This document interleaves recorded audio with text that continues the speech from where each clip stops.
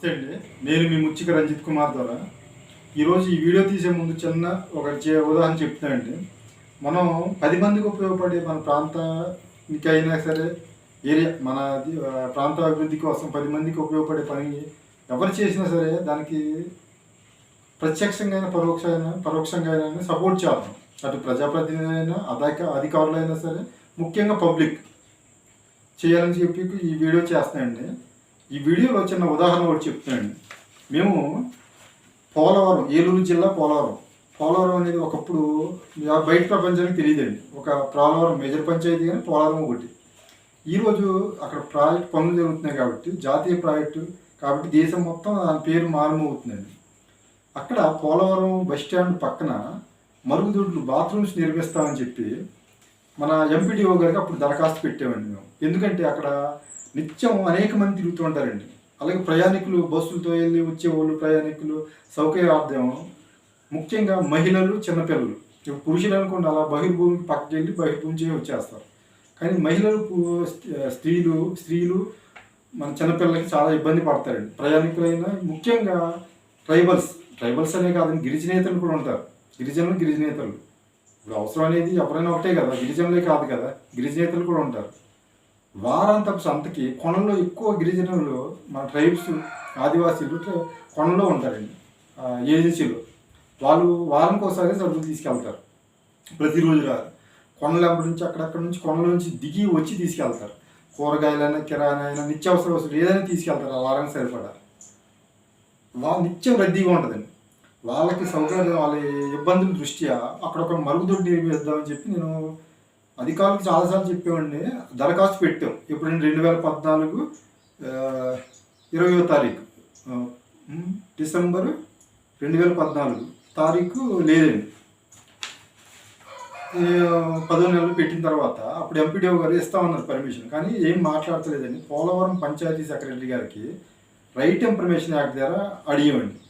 ఏమంటే మేము మరుగుదొడ్లు నిర్మిస్తామన్నా ఎందుకు స్థలం కేటాయించట్లేదు, కారణం ఏంటి తెలియజేయమని మేము రైట్ ఇన్ఫర్మేషన్ యాక్ట్ ద్వారా అడిగాం. దానికి ఎండార్స్మెంట్ పంపించారు మన పంచాయతీ సెక్రటరీ గారు. ఏమనంటే ఆల్రెడీ 2 చోట్ల ప్రతిపాదనలు పంపించామండి పై అధికారులకి, ఉన్నతాధికారులకి. 2 చోట్ల ఏంటంటే, ఒక చోట మేము మరుగుదొడ్లు ఎక్కడైతే నిర్మిస్తామన్నామో పోలవరం బస్ స్టాండ్ పక్కన ఒక చోట. రెండోది మనం ఇప్పుడు బోట్ పాయింట్ అని చెప్పి ఇప్పుడు పాపికొండలు విహారయాత్రకి వెళ్తాయండి బోట్లు. అక్కడ ఆగే ప్రాంతంలో బోట్లైనా లాంచీలైనా అక్కడ నుంచి స్టార్ట్ అవుతాయి. అక్కడ ఒకటి, ఈ 2 చోట్ల మరుగుదొడ్లు నిర్మిస్తా ఉన్నాం బస్ స్టాండ్ పక్కన బోట్లు ఆగే ప్రాంతంలో. సర్లే, మంచి పని ఎవరు చేసినా మంచి పనే కదని చెప్పి మేము ఆనందించాం. వాళ్ళు ఆచరణలో వెళ్ళట్లేదు, ఏది చెప్పారు కానీ ఆచరణ చేయట్లేదు. మేము మళ్ళీ రైట్ ఇన్ఫర్మేషన్ యాక్ట్ ద్వారా పోలవరం సెక్రటరీ గారిని అడిగాం. ఇప్పుడు 10వ నెల 2016 25వ తారీఖున గతంలో ప్రతిపాదన అన్నారు కదా, ఎంతవరకు వచ్చింది, ఏది అసలు ఉన్నాయని చెప్పి అడిగితే వాళ్ళు ఇన్ఫర్మేషన్ ఇవ్వలేదండి. మాకు వాళ్ళు ఇన్ఫర్మేషన్ ఇవ్వలేదని డిఎల్పిఓ వారికి 11వ నెల 28వ తారీఖున 2016 అప్పీల్కి వెళ్ళేవండి. అప్పీల్కి వెళ్ళిన తర్వాత పంచాయతీ సెక్రటరీ గారి నుంచి మాకు ఎండార్స్మెంట్ పంపించారు. ఆ ఎండార్స్మెంట్లో ఏముందంటే అసలు గతంలో ఎటువంటి ప్రతిపాదనలు కూడా పంపించలేదట. మేము ప్రతిపాదన ఎంతవరకు వచ్చినాయి అని అడిగాం కదా, ప్రతిపాదన పంపించలేదట. ఇక్కడ ఒకసారి ఆలోచిస్తే మేము మరుగుదొడ్లు కడతామన్నప్పుడు పర్మిషన్ ఇస్తామన్నారు కానీ ఇవ్వట్లేదండి. రైట్ ఇన్ఫర్మేషన్ ద్వారా అడిగితే 2 చోట్ల ప్రతిపాదన పంపించామన్నారు.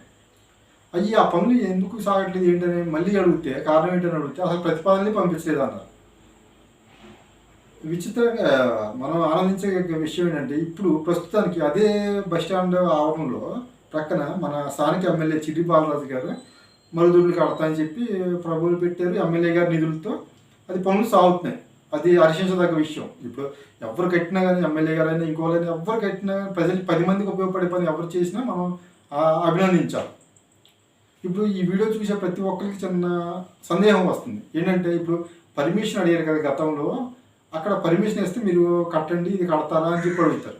మేము కట్టము అనే కంటే కట్టలేము అన్న మంచి వాస్తవం చెప్పాలి కదా. మేము కట్టలేమండి, ఇప్పుడున్న పరిస్థితులు మేము కట్టలేము అక్కడ మరుగుదొడ్లు. గతంలో కడతామని చెప్పాను. సో ఇప్పుడు నేను తర్వాత గ్రామసభ, పోలవరంలో గ్రామసభ ఒకటి జరిగింది 2018 జనవరి 6వ తారీఖున గ్రామ సభ జరిగిందండి. ఆ గ్రామ సభలో కూడా నేను చెప్పానండి. ఏంటంటే పోలవరం బస్టాండ్ ఆవరణలో మరుగుదొడ్లు ప్రజల సౌకర్యార్థం కట్టాలి కదా, ఎందుకు నిర్మించట్లేదు, అది నిర్మించాలని చెప్పి గ్రామ సభలో కూడా చెప్పాను. అయినప్పటికీ దీని మీద ముందుకు వెళ్ళట్లేదు. ఇప్పుడు మన ఎమ్మెల్యే గారు దాని మీద ఈ పనులు జరుగుతున్నాయి. ఈ వీడియో ద్వారా నేను చెప్పదలుచుకున్నది ఏంటంటే, మనకి 10 మందికి ఉపయోగపడి ఎవరు చేసినా సరే దానికి ప్రత్యక్షంగా అయినా పరోక్షంగా అయినా సరే అధికారులైనా ప్రజాప్రతినిధులైనా ముఖ్యంగా పబ్లిక్ వాళ్ళకి తోడ్పాటును అందించాలని చెప్పి కోరుకుంటూ ఈ వీడియో చేస్తున్నాను. నమస్కారం.